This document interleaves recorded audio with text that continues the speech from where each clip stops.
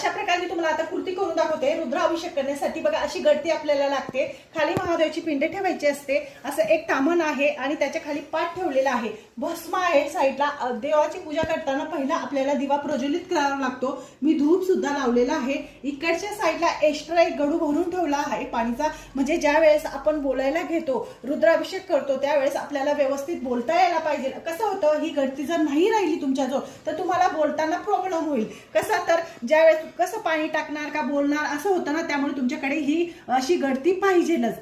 ज्यावेळेस आपण बोलतो त्यावेळेस अभिषेक त्याचा होत चालतो, आपण बोलत चालतो, आपले मंत्रतंत्र संपूर्ण त्याच्यावर जात असतात। पाणी संपलं की त्याच्यात पाणी टाकायचं असतं आणि नंतर ना आता हे सगळं झाल्यानंतर नामावली कशी म्हणतात, बेलपत्र कशी व्हायचे असतात त्याच्याबद्दल मी तुम्हाला पुढच्या व्हिडिओमध्ये म्हणजे आता मी तुम्हाला सांगते।